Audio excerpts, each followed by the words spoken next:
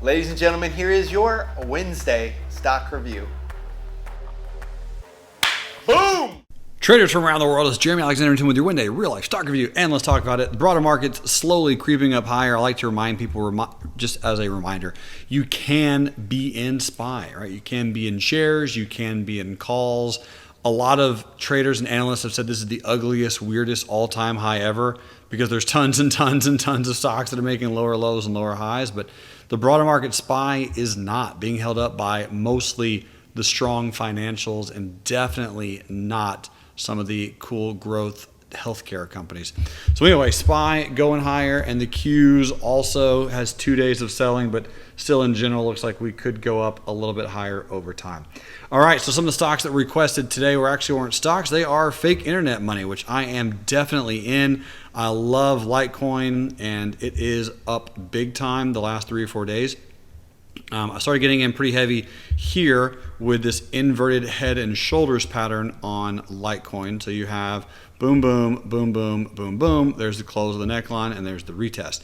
So yeah, really added to some of my position there. Absolutely have a few of these guys. And since then, I mean, it's up a paltry, $33 per coin. Up into the 100 simple, and we still have a lot of battling to go for these long terms, but once it moves, it'll start moving. Matic, oh my goodness, aka Polygon, really moving well today. Bought some of this at $1.80 based off of this lower shadow right here. This is again the Coinbase exchange, and sold a little bit of my position here at the 100 simple moving average, which is at 122 or 124. So congratulations for tons of traders who are in these two names. Love it, and very excited about crypto moving higher. Unity Software, ticker symbol U. I do have some shares of this one. This was a very nice bullish gap and go today. Gap action, nice bear trappage, really good open, squeezing out all of these shorts. Amazing move. I have a covered call that's going to expire next Friday. If it expires in the money, I really won't be too upset with that at all. Awesome. Essentially, I will sell the shares, I will lock in a really nice profit, and I'll buy some more on a pullback if given that opportunity, or just buy some calls. But ultimately, in the next few weeks or months, I can easily see it into the 142 price range. So just something to keep in mind. Really nice gap, really good candle, buy the dip. Palantir, earnings are around the corner. Just full disclosure, I don't expect anything great to happen on Palantir's earnings. I do have shares of this one as well. If it opens above 24.24, maybe it runs, but that's really best case scenario. I don't expect much to happen on this name. Probably opens flat, trades down, and keeps boring people out of their minds as Palantir trades sideways forever and ever. But again, I could be wrong. We'll see. I'm interested to see what happens. I mean, these earnings, they are increasing. They're doing good. The CEO is wacky but cool. And I know everyone's waiting for that big breakout of 28. It's just going to take a while, I think. So that's pretty much my analysis on Palantir. A few more. I'd be happy to look at Upwork, UPWK. So Upwork coming down to the 200 for the first time in a long time.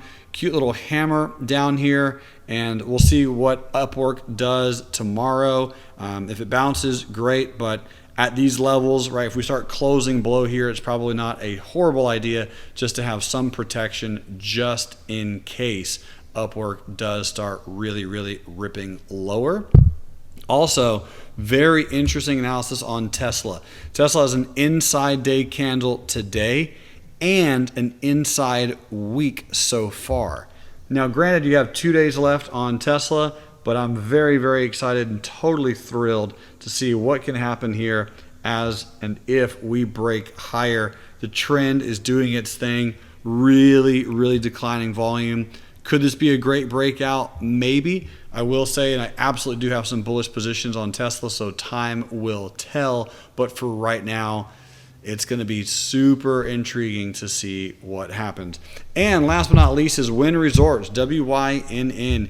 Keep your eyes on this one down here, my dear friends, because MGM Resorts is doing really well, and Las Vegas Sands and Win aren't really doing well at all. They've been beat up pretty heavy.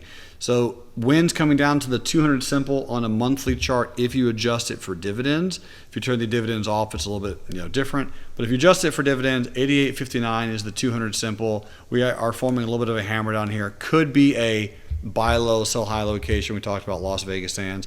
Las Vegas Sands, same exact thing at the 200 simple on a monthly for the first time in a while.